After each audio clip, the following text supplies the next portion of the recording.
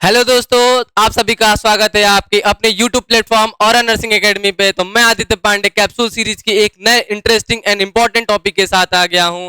तो आज हम इस वीडियो में डिस्कशन करेंगे LBW, लो बर्थ वेट बेबी। ये पीडिया का सबसे इंपॉर्टेंट एंड इंटरेस्टिंग टॉपिक है। इस वीडियो में हम देखेंगे कि LBW होता क्या है, इसके कॉज क्या होते हैं, टाइप्स क्या होते हैं और इसका मैनेजमेंट क्या होता है। ये सारी चीजें हम डिटेल थ्योरी में डिस्कशन करेंगे। तो चलिए वीडियो को स्टार्ट करते हैं। और वीडियो को स्टार्ट करने से पहले यदि आप अपने चैनल को फॉलो नहीं किए हैं तो चैनल को फॉलो कर लीजिए, सब्सक्राइब कर लीजिए, वीडियो को लाइक करिए, कमेंट करिए, शेयर करिए। एंड अभी तक आप हमें सोशल मीडिया अकाउंट पे नहीं जुड़े हैं तो हमारे सोशल मीडिया लिंक सारे वीडियो के डिस्क्रिप्शन में मेंशन होता है, वहां पे जाके हमसे जुड़ सकते हैं, हमसे कनेक्ट कर सकते हैं, वहां पे सारी डाउट्स और हमारे क्वेरी सॉल्व कर सकते हैं अपने हमसे। चलिए वीडियो को स्टार्ट करते हैं कैप्सूल सीरीज की लेक्चर नंबर 14 के साथ। तो आज हम पढ़ेंगे LBW, लो बर्थ वेट बेबी। क्या किसी को पता है कि LBW क्या होता है? वो जो लो बर्थ वेट बेबी होते हैं वो क्या होते हैं, किसी को पता है? क्राइटेरिया क्या होती है? तो यदि हम LBW की बात करें, लो बर्थ वेट बेबी की, किसकी? लो बर्थ वेट बेबी की, तो वो बच्चे जिनका बर्थ के टाइम पे, यदि हम LBW की बात करें बेटा, तो बर्थ के टाइम पे जिनका क्या है, वेट कम होता है, उनको क्या बोलते हैं? LBW बोलते हैं। क्या बोलते हैं बेटा? LBW बोलते हैं। अब कितना कम होता है? नॉर्मल वेट कितना होना चाहिए? एक बच्चे का जो नॉर्मल वेट होना चाहिए एट बर्थ के टाइम पे, वो होना चाहिए बच्चों आपका 2800 ग्राम से लेकर 3000 ग्राम तक। नॉर्मल वेट क्या होना चाहिए? ये क्या है? आपका नॉर्मल वेट है। बेबी का, नियोनेटल का क्या है? नॉर्मल वेट है। ये आपका नॉर्मल वेट होना चाहिए। अब यदि 2500 ग्राम से लेस हो जाता है वेट, किसका? बेबी का जो वेट है इससे कम हो जाता है, 2500 ग्राम से कम हो जाता है, तो उस बच्चे को हम लो बर्थ वेट बेबी बोलते हैं। इसकी कुछ टाइप्स होते हैं, तो हम टाइप्स को आगे डिस्कस करते हैं on the basis of weight. Weight के बेसिस पे बच्चे को कितने टाइप्स में डिवाइड किया गया है, LBW को कितने टाइप्स में डिवाइड किया गया है। तो ये चीज आपको समझ में आई कि जो बच्चे का नॉर्मल वेट होता है वो कितना होता है? 2800 ग्राम से लेके 3000 ग्राम तक नॉर्मल वेट होता है, इस चीज को भूलिएगा मत। यदि 2500 ग्राम 250 ग्राम से, 250 ग्राम नहीं, 2500 ग्राम से, सॉरी, 2500 ग्राम से यदि बच्चे का वेट क्या हो जाए, कम हो जाए, 2500 ग्राम से क्या हो जाए, कम हो जाए, 2500 ग्राम से बच्चे का वेट कम हो जाए, तो उसको हम क्या बोलते हैं? LBW बोलते हैं। अब हम बात करें LBW के टाइप्स की। क्या बात करें? टाइप्स ऑफ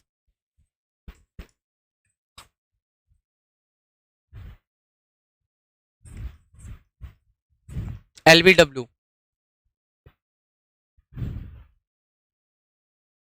इसके दो टाइप्स होते हैं। क्या होता है बेटा?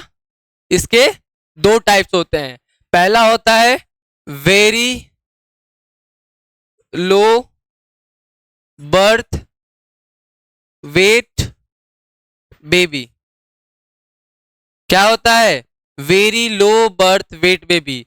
इसको VLBW बोलते हैं। क्या बोलते हैं? VLBW बोलते हैं, very low birth weight baby बोलते हैं हम इसको। इसकी क्राइटेरिया क्या होती है? यदि बच्चे का वेट किससे किससे कम हो जाए, 1500 ग्राम से भी कम हो जाता है, तो उस बच्चे को हम क्या बोलते हैं? Very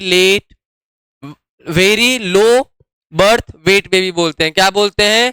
very low birth weight baby बोलते हैं। तो ये एक टाइप हो गया फर्स्ट LBW का। यदि हम बात करते हैं सेकंड की आपके, तो यहां पे आ जाता है आपका एक्सट्रीमली। क्या आ जा रहा है? Extremely low birth weight baby. यदि इसकी बात करें तो इसकी क्राइटेरिया क्या होती है? इसकी क्राइटेरिया की यदि हम बात करते हैं तो यदि उसका वेट 1000 ग्राम से कितने से 1000 ग्राम से लेस देन हो जाए तो उसको हम क्या बोलते हैं बच्चों?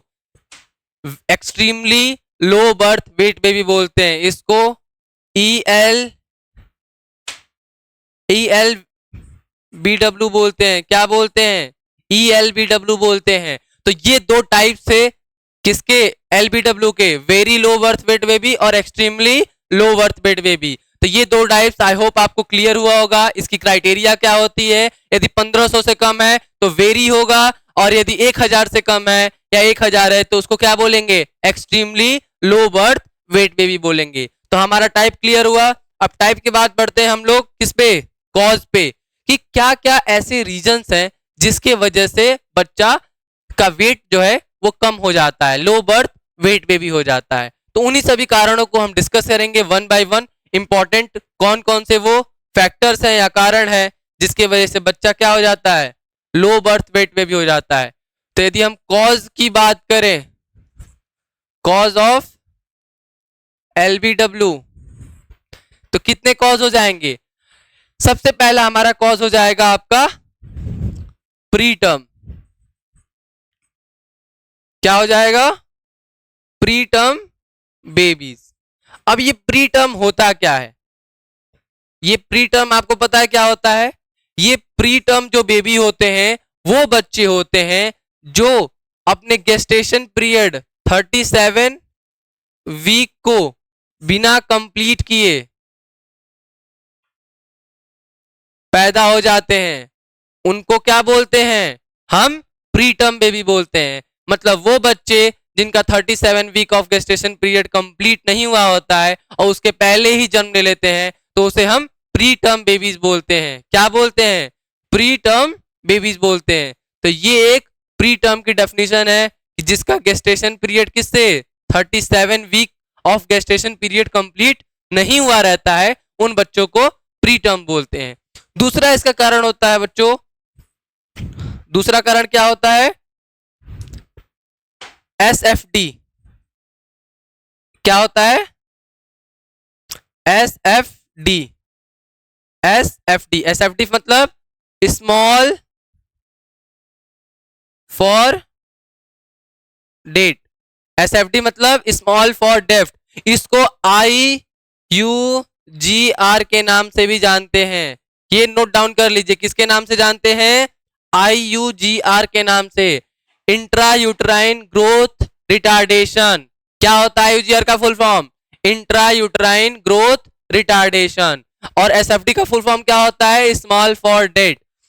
क्या होता है? SFD का मतलब क्या है? प्री टर्म का तो मतलब हमको समझा दिए कि हाँ वो बच्चा जिसका गेस्टेशन पीरियड 37 वीक से पहले हो जाता है पैदा या जन्म ले लेता है तो उसे हम प्री टर्म बेबी बोलते हैं। अब बात आता है IUGR की, इंट्रा यूट्राइन ग्रोथ रिटार्डेशन या SFD की, स्मॉल फॉर डेट की। तो वो बच्चे जिनका जो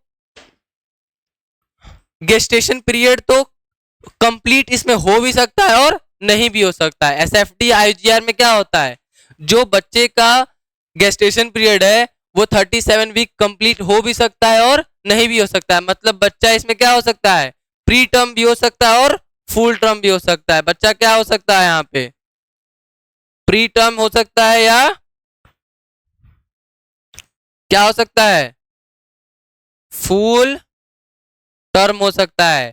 इरिस्पेक्टिव ऑफ गेस्टेशन पीरियड में जो बच्चे की साइज होती है, क्या होती है? साइज।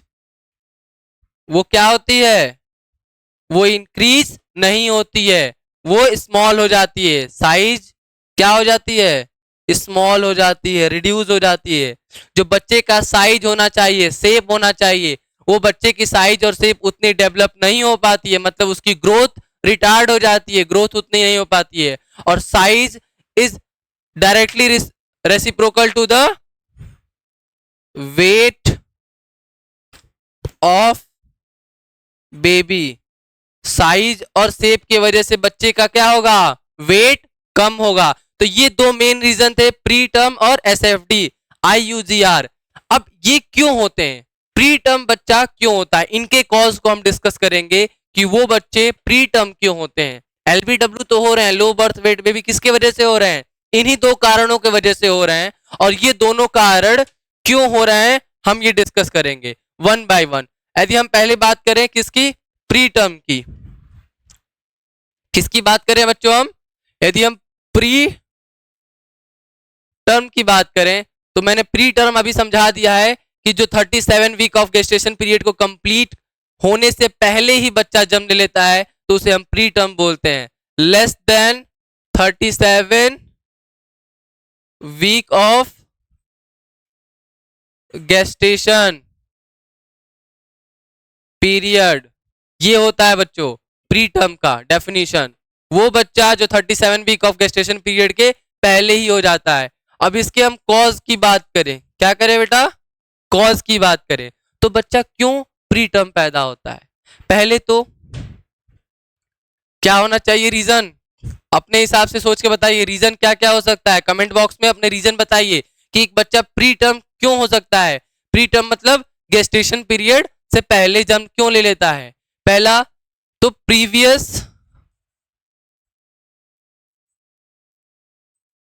प्री टर्म डिलीवरी हुई हो, जो मदर को क्या हुई हो, प्रीवियस प्री टर्म डिलीवरी हुई हो, मतलब पहले ऐसे इंसिडेंट्स हो चुके हो तो उसे हम क्या बोलेंगे, प्री टर्म का कॉज बोलेंगे। सेकेंड कॉज की बात करें हम तो बच्चे क्या होता है, हाइपरटेंशन हो जाए, मदर को क्या हो, हाइपरटेंशन हो, क्या हो, मैटरनल हाइपरटेंशन हो। कौन सा हाइपरटेंशन हो, मैटरनल हाइपरटेंशन हो। या बच्चे को क्या हो सके,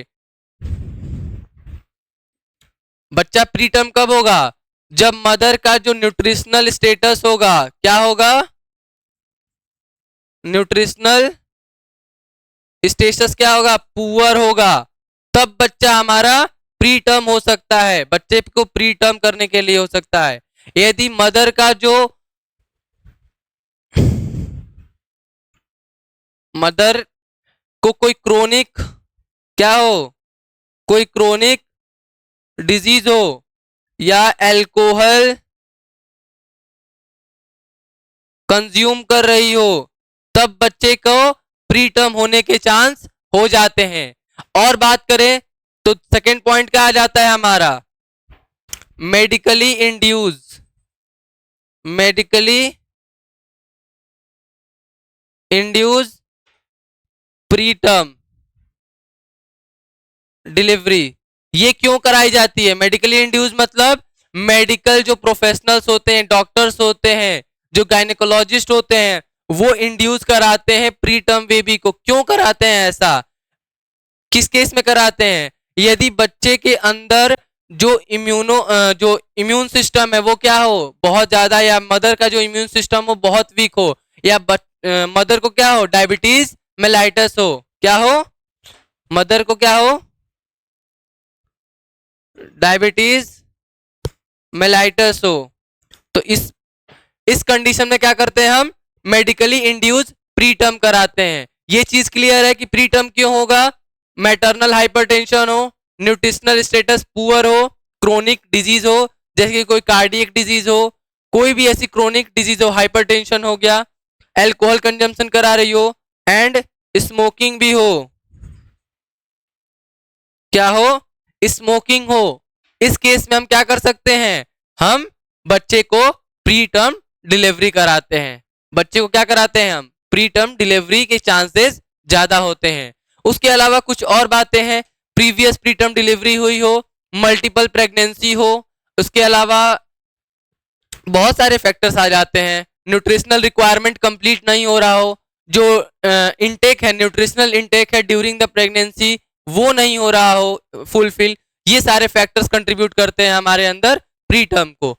अब हम बात करते हैं किसके, आईयूजीआर या एसएफडी के, किसके कॉज की बात करते हैं, आईयूजीआर एंड एसएफडी के, इनके हम कॉज को डिस्कस करेंगे। पहले ये क्या होते हैं आपको मैं बता चुका हूं, ये क्या होते हैं, इसमें जो इरिस्पेक्टिव ऑफ गेस्टेशन पीरियड, या तो बच्चा प्री टर्म हो या फुल टर्म हो उससे कोई फर्क नहीं पड़ता है, लेकिन जो बच्चे की साइज होगी, जो ग्रोथ होगी वो रिटार्ड हो जाएगी, इसीलिए इसको आईयूजीआर बोलते हैं, intra uterine growth retardation. SFD का फुल फॉर्म क्या होता है? Small for date. ये क्वेश्चंस बहुत ही ज्यादा पूछे जाते हैं। IUGR का फुल फॉर्म, SFD का फुल फॉर्म, इनकी डेफिनेशंस को पूछी जाती हैं। ये चीजें क्लियर हुई। अब ये क्यों होता है? बच्चे की ग्रोथ रिटार्ड क्यों हो जाती है? जब वो फीटस डेवलप कर रहा हो, इंट्रा यूट्राइन ग्रोथ रिटार्डेशन है, मतलब जब बच्चा डेवलप कर रहा है तो उसका साइज क्यों छोटा हो जाता है? वो डेवलप क्यों नहीं कर पाता है? कुछ तो ऐसी वजह होगी। तो कॉमन कॉमन वजह को पहले देखते हैं। तो जैसे कि प्री टर्म में हमने देखा क्या था? न्यूट्रिशनल स्टेटस क्या हो जाए? पुअर हो जाए। दूसरी चीज हम क्या देख सकते हैं? जो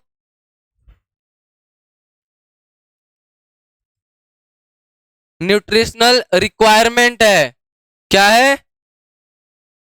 रिक्वायरमेंट है प्रेगनेंसी में, वो क्या हो जाए? रिड्यूस हो जाए या फुलफिल नहीं हो पाए, तो हमारा IUGR होने के चांस बढ़ जाते हैं। Then antepartum haemorrhage. ये क्या होता है? एंटीपार्टम हेमरेज ये एक कंडीशन होती है मदर के अंदर जिसमें 24 वीक, क्या 24 वीक प्लस 0 डेज के अंदर या तब तक गेस्टेशन पीरियड कितना होता है? 37 वीक के पहले, मतलब 24 वीक प्लस 0 डेज के ड्यूरिंग क्या हो जाए? ब्लीडिंग हो जाए। क्या हो जाए? ब्लीडिंग हो जाए। तो ये एक बहुत ही इंपॉर्टेंट फैक्टर होता है, बहुत ही इंपॉर्टेंट कॉज होता है, कारण होता है हमारा IUGR और लो बर्थ वेट बेबी के लिए। देन बात करें हम प्लेसेंटा प्लेविया, किसकी? प्लेसेंटा। इसमें क्या होता है? इसमें जो प्लेसेंटा होता है वो अटैच हो जाता है किससे? वेजाइनल वॉल से। जो वेजाइनल ब्लीडिंग के, इसके वजह से क्या हो जाती है? ब्लीडिंग हो जाती है। क्या हो जाती है? वेजाइनल ब्लीडिंग हो जाती है। एक होता है प्लेसेंटा एबॉर्शन, उसमें क्या हो जाता है? प्लेसेंटा का सेपरेशन हो जाता है पहले ही। तो वो भी एक कंडीशन क्या होती है हमारा? प्री टर्म बेबीज के, सॉरी, IUGR के लिए होता है। और IUGR किसको कंट्रीब्यूट करता है? लो बर्थ वेट बेबी को करता है। इसमें भी आपका मैटरनल हाइपरटेंशन आ जाएगा। क्या आ जाएगा? मैटरनल हाइपरटेंशन आ जाएगा। एंड देन और क्या आएगा? इसमें एक और चीज आ सकती है, आपका क्रोनिक डिजीज हो। क्रोनिक डिजीज में डायबिटीज मेलाइटस हो सकता है, कोई भी ऐसी कार्डियक या पल्मोनरी डिजीज हो मदर को, वो कंट्रीब्यूट कर सकती है हमारे IUGR को। हमारा जो बच्चे का ग्रोथ क्यों नहीं हो पाएगी? बच्चे को जो न्यूट्रिएंट चाहिए, जो न्यूट्रिशनल सप्लीमेंट चाहिए, जो रिक्वायरमेंट है वो फुलफिल नहीं हो पाएगी, तो भी नहीं हो सकता है। यदि मदर को प्रीवियस या मल्टीपल डिलीवरी हुई है, प्रेगनेंसी हुई है, तो भी नहीं हो सकता है। और यदि मदर की एज और उसकी जो हाइट होती है उसके ऊपर भी डिपेंड करता है। तो ये सारे फैक्टर्स, यदि मदर की जो वेट है कितना होना चाहिए? 45 kg और हाइट 145 सेंटीमीटर, ठीक है। तो ये क्या होता है? IUGR को कंट्रीब्यूट करता है, कॉज होते हैं IUGR के। तो ये सारे फैक्टर्स एक बार आप देख लीजिए। IUGR के nutritional status, nutritional poor requirement, multiple pregnancy, हमारा antepartum haemorrhage, placenta previa and maternal hypertension, chronic disease, ये सारे फैक्टर्स कंट्रीब्यूट करते हैं हमारे उसको। अब हम बात करते हैं, यदि हम बात करते हैं अब इस किस चीज की, कि वो कौन से मैनेजमेंट है। यदि प्री टर्म लो बर्थ वेट बेबी हो गया है तो वो कौन सा मैनेजमेंट है जिसको हम लो बर्थ वेट बेबी को मैनेज कर सकते हैं। उसके पहले हम एक ग्राफ देखेंगे कि लो बर्थ वेट बेबी का ग्राफ क्या होता है। यदि हम ग्राफ की बात करें तो इस ग्राफ की हम बात कर रहे हैं। इस एक्सिस पे हम क्या रखे हैं? वेट को रखे हैं। और इस पे हम क्या रख रहे हैं? वीक ऑफ गेस्टेशन पीरियड को। ये वेट वर्सेस गेस्टेशन पीरियड के बीच में क्या है? ग्राफ ड्रॉ किया गया है। और उसके बेस पे हमने क्या किया है? क्लासिफाई करते हैं। तो इसमें आप देख सकते हैं कि यदि इसका वेट गेस्टेशन पीरियड कितना है? 24 to 16 है और यहाँ वेट कितना है 500 है और यहाँ से आपका ये ग्राफ ऐसे उठ के कैसे जा रहा है, ऐसे जा रहा है। तो इसको क्या बोलते हैं, small for gestation age, SFD बोलते हैं, स्मॉल फॉर डेट। और ये कितना होता है 10th परसेंटाइल होता है। इस बात को याद रखिएगा, कितना होता है 10th परसेंटाइल होता है। सेकेंड हम बात करें, इसको क्या बोलते हैं ELW 1000। किसको 1000 को मैंने बताया था ना कि जब 1000 हो या 1000 से कम हो तो हम उसको क्या बोलेंगे ELW, extremely low birth weight baby. यदि इसकी बात करें तो एप्रोप्रिएट फॉर गेस्टेशन एज में AGA या AFD भी बोलते हैं, एप्रोप्रिएट फॉर डेट भी बोलते हैं इस चीज को। ये आप 1500 में very low birth weight baby, ये आप ग्राफ देख सकते हैं कहाँ जाता है, ये 19th परसेंटाइल पे जाता है। इसको LFD भी बोलते हैं, लेट फॉर डेट। तो यदि हम क्लासिफिकेशन करें बेबी को तो on the basis of percentile पे हम बच्चे को 3 चीज में क्लासिफाई कर सकते हैं। किस पे, SFD पे, AFD पे और LFD पे। 19th परसेंटाइल को बेबी को क्या बोलते हैं, LFD बोलते हैं। और यदि हम AFD की बात करें तो 19 एंड 10 के बीच में बेबी को क्या बोलेंगे, AFD बोलेंगे। और 10th वाले को क्या बोलेंगे, SFD बोलेंगे। तो ये हमारी क्राइटेरिया थी क्लासिफाई करने की LBW बेबीज को on the basis of percentile पे। आप यहाँ पे लार्ज फॉर गेस्टेशन एज दे सकते हैं, एप्रोप्रिएट का ग्राफ दे सकते हैं और स्मॉल का देख सकते हैं। यदि हम इसकी बात करें वेट के अकॉर्डिंग तो यहाँ पे 1500, 1000 और ये जो वेट है अबव द 25, ये क्या है, ये आपका नॉर्मल बेबी का ग्राफ है। तो ये हमारे दो on the basis of 2 types of classification थे। अब बात कर सकते हैं हम यहाँ पे एक और classification, pre term, term and post term. यदि बच्चे का वेट क्या हो जाए, जो 37 वीक से पहले हो जाए, क्या हो जाए 37 या 38 वीक से पहले हो जाए, उसको क्या बोलते हैं हम, प्री टर्म बेबीज बोलते हैं। यदि 37 से लेके कहां तक 42 तक हो जाए तो उसको हम क्या बोलेंगे, टर्म बेबी बोलेंगे। एंड 42 के एवव उसका जब गेस्टेशन पीरियड होगा तो उसे हम क्या बोलेंगे, पोस्ट टर्म बेबी बोलेंगे। तो ये हमारा पूरा ग्राफ था versus weight versus gestation period का। इसमें हमने देखा SFD, AFD, LFD, small for date, appropriate for date और लेट फॉर डेट। उसके बाद हमने प्री टर्म क्या होता है, टर्म बेबी क्या होता है एंड पोस्ट टर्म बेबी क्या होता है। इसके पहले हम डिस्कस कर चुके थे कि नॉर्मल वेट क्या होता है, लो बर्थ वेट बेबी क्या होता है, एक्सट्रीमली लो क्या होता है और वेरी लो क्या होता है। तो ये सारी चीजें आई होप आपको क्लियर हो गई होंगी कि लो बर्थ वेट बेबी क्या होते हैं, उनके टाइप्स क्या होते हैं, कॉज में प्री टर्म और IUGR इंट्रायूट्राइन ग्रोथ रिटार्डेशन क्या होता है। अब हमारी बात आती है कि उनके मैनेजमेंट को कैसे हम, उनकी जो प्रॉब्लम्स हैं, कौन कौन सी प्रॉब्लम्स क्रिएट होती हैं, बच्चे को क्या क्या ऐसी प्रॉब्लम है जो क्रिएट हो सकती है LBW के वजह से। या तो LBW में हमने क्या देखा था, 2 चीजें देखी थी। क्या देखा था LBW में, 2 चीजें, एक तो हमने प्रीटर्म देखा था और एक IUGR देखा था, SFD। तो हम यदि प्रीटर्म की अभी फिलहाल बात करें, उनसे वजह से कौन कौन सी प्रॉब्लम हो सकती हैं। तो प्रॉब्लम ऑफ क्या हम डिस्कस करने वाले हैं, problem of baby due to preterm. Preterm की वजह से बच्चे के अंदर क्या क्या प्रॉब्लम हो सकती है। यदि इस चीज को हम डिस्कस करते हैं तो सबसे पहले क्या प्रॉब्लम हो सकती है, बच्चे को किस चीज की कंडीशन क्रिएट हो सकती है। बच्चे के अंदर आप खुद सोच के बताइए कि यदि बच्चा प्री टर्म है, उसका वेट कम है, उसका ग्रोथ कम हुई है, तो बच्चे के अंदर क्या प्रॉब्लम हो सकती है।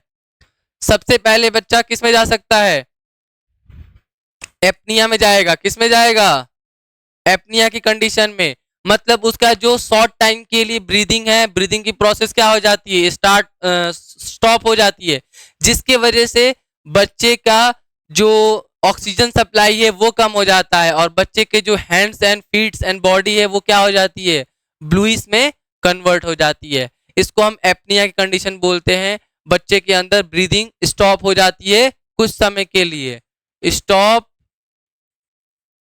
ब्रीदिंग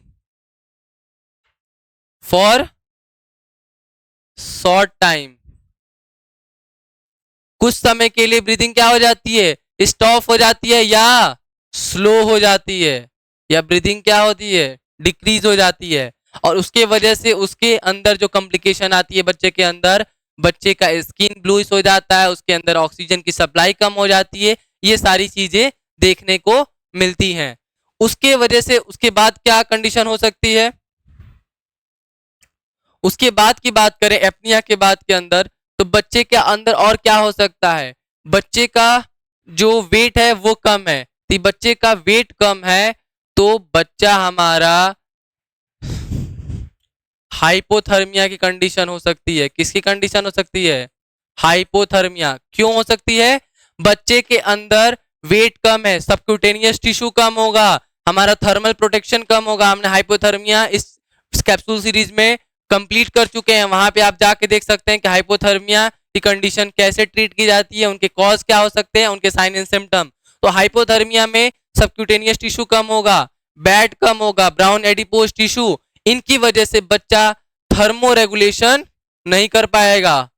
क्या नहीं कर पाएगा, थर्मो रेगुलेशन की प्रोसेस नहीं कर पाएगी। बच्चे के अंदर किस चीज का लैक होता है, नॉन सिवरिंग थर्मोजेनेसिस। ये एक प्रोसेस होती है, ये एक प्रोसेस होती है, इसका हीट का प्रोडक्शन करने की प्रोसेस होती है। और वो साइट क्या होती है, हमने आपको पढ़ा चुका है, बैट ब्राउन एडिपोज टिश्यू। और ब्राउन एडिपोज टिश्यू के लोकेशंस कहाँ होते हैं, आप हमें बताइए कमेंट बॉक्स में कमेंट करके कि ब्राउन एडिपोज टिश्यू के लोकेशंस कहाँ कहाँ हो जाती है। मैं आपको ये पढ़ा चुका हूं कि ब्राउन एडिपोज टिश्यू होता क्या है, उनकी लोकेशन क्या होती है और इसका काम क्या होता है। थर्मो रेगुलेशन की प्रोसेस क्या होती है, लैक करती है बच्चों में, जिसको नॉन सिवरिंग थर्मोजेनेसिस बोलते हैं। तो हाइपोथर्मिया की कंडीशन बच्चे के अंदर हो सकती है। थर्ड क्या हो सकती है, आरडीएस हो सकता है। आरडीएस का फुल फॉर्म क्या है, रेस्पिरेटरी डिस्ट्रेस सिंड्रोम। क्या है, रेस्पिरेटरी डिस्ट्रेस सिंड्रोम।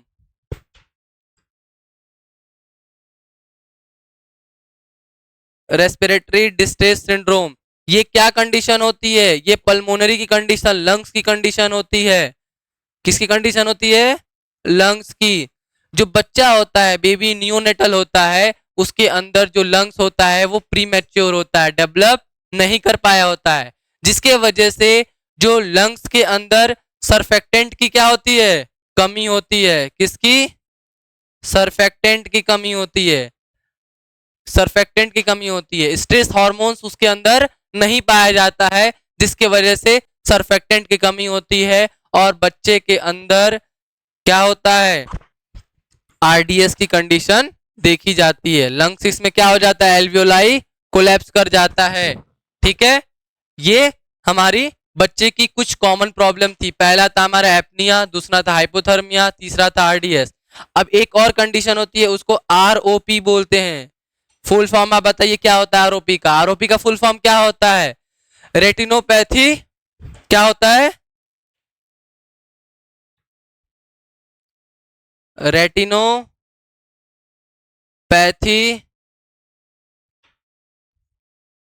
प्रीमैच्योरिटी। क्या होती है, ऑफ प्रीमैच्योरिटी। बच्चा है जो प्रीमैच्योरिटी, किसका प्रीमैच्योरिटी हो जाना, रेटिनोपैथी की वजह से। आरओपी का फुल फॉर्म होता है रेटिनोपैथी ऑफ प्रीमैच्योरिटी।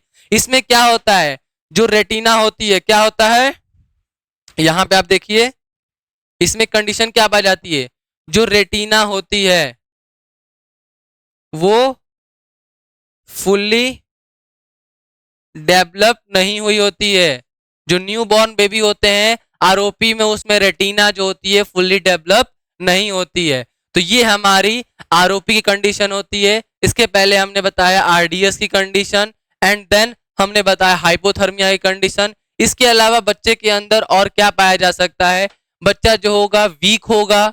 बच्चा क्या होगा, वीक होगा। उसके जो सेंसेस होंगे फील करने के वो वीक होंगे। बच्चा फील नहीं कर सकता किसी चीज को, सेंसेस कम होंगे, बच्चा क्या होगा, स्ट्रेस में होगा, बच्चे के अंदर क्या बढ़ा होगा,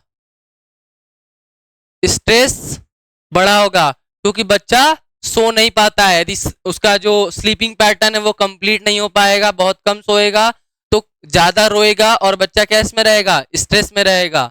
ये सारी चीजें होती हैं। इसके अलावा हम बात करें और प्री टर्म के बेबी को क्या क्या प्रॉब्लम होती हैं, तो इसके अलावा जो बच्चे की फीडिंग प्रोसेस है, क्या होती है, फीडिंग जो प्रोसेस होती है वो क्या होती है, एक्सक्लूसिव नहीं होती है, स्लो होती है। उसके लिए हम एक मैनेजमेंट करते हैं, क्या मैनेजमेंट करते हैं, केएमसी के लिए। तो बच्चे की ग्रोथ,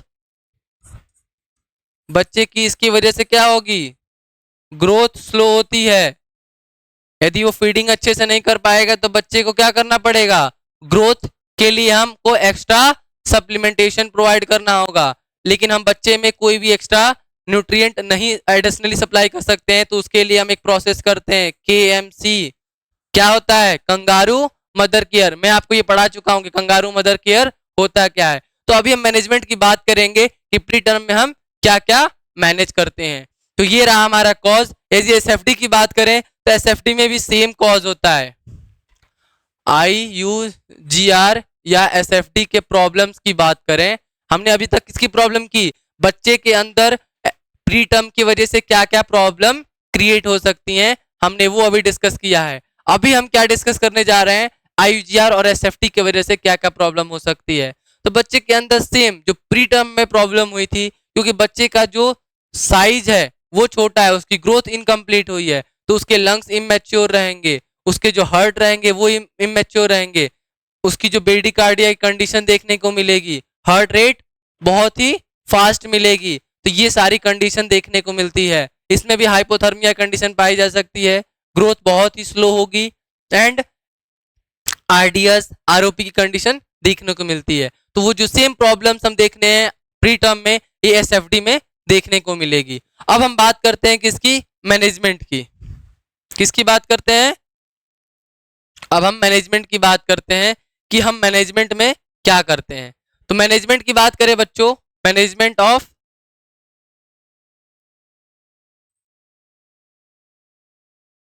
LBW, लो birth weight baby.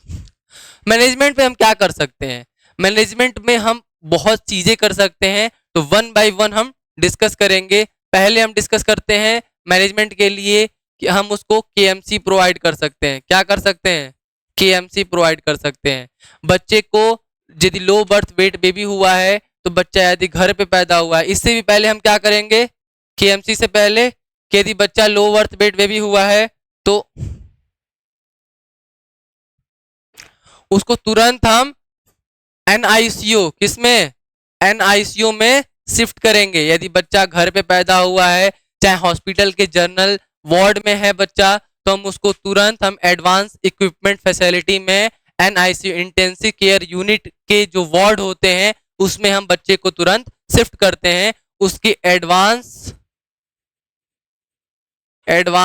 Life support के लिए।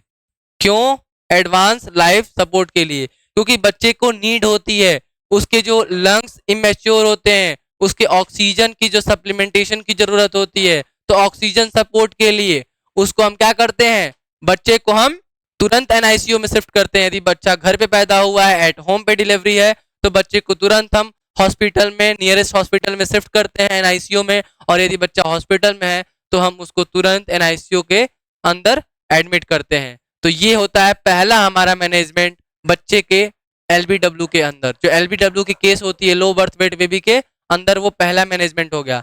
सेकंड हम क्या करते हैं, बच्चे में क्या करेंगे, हम उसको सपोर्ट देंगे, ऑक्सीजन सपोर्ट। क्या करेंगे, ऑक्सीजन सपोर्ट देंगे।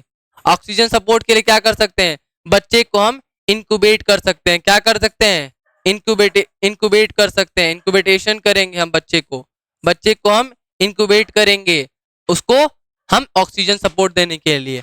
देन हम क्या कर सकते हैं, हम अभी बताएं आपको, केएमसी कर सकते हैं। केएमसी का प्रोसीजर, जैसे ही बच्चा स्टेबल होता है, एज सुन एज पॉसिबल बच्चा स्टेबल होता है, हम केएमसी की प्रोसेस स्टार्ट कर देते हैं और इनिशियली 1 आवर का केएमसी सेशन रखते हैं और उसको हम इंक्रीज करते हैं अप टू 12 आवर के लिए, और कुछ कुछ समय पे हम उसको गैप देते रहते हैं। केएमसी में होता क्या है, बच्चे को direct skin to skin contact mother में रखते हैं, मदर का जो ब्रेस्ट होता है उसके बिटवीन पे हम बच्चे को direct skin to skin content रखते हैं, जिसके वजह से बच्चे का जो टेम्परेचर है वो मेंटेन रहता है और बच्चा ब्रेस्ट फीडिंग करता है। ब्रेस्ट फीडिंग करेगा तो डाइजेशन होगा, डाइजेशन की वजह से टेम्परेचर इंक्रीज होता है क्योंकि उसमें हीट रिलीज होती है, और फीडिंग करेगा ब्रेस्ट फीडिंग तो बच्चे की ग्रोथ भी होगी। और बच्चा का जब direct to direct skin contact रहता है तो एक और चीज होती है, direct skin to skin contact रहता है तो जो बच्चे के सेंसेस होते हैं वो क्या होते हैं, स्ट्रांग होते हैं, डेवलप होना स्टार्ट कर जाते हैं। तो ये सारी चीजें देखने को मिलती हैं मैनेजमेंट के अंदर। इसके अलावा हम बात करें तो बच्चे का हम केयर करते हैं, क्या करते हैं, बच्चे को हम केयर प्रोवाइड करते हैं, ठीक। उसके बाद और चीजें हम देखने को मिले तो ब्रेस्ट जो एक्सक्लूसिव ब्रेस्ट फीडिंग है वो केएमसी के अंदर आ जाएगी, हाइपोथर्मिया मैनेजमेंट करेंगे हम एनआईसीयू में शिफ्ट करेंगे। और चीजें हम बात करें तो बच्चे को यही एक रूटीन केयर प्रोवाइड करना बहुत ही जरूरी है, बच्चे का हाइजीन मेंटेन करना बहुत जरूरी है। और हमने अभी केएमसी की बात कर ली, ब्रेस्ट फीडिंग की जो कि सबसे इंपॉर्टेंट था, ऑक्सीजन सपोर्ट की बात कर ली, एनआईसीयू में उसको सारे वो बेसिक केयर प्रोवाइड हो जाती है। इसके अलावा हम एक और चीज प्रोवाइड करते हैं, फोटोथेरेपी। क्या करते हैं, फोटोथेरेपी प्रोवाइड करते हैं।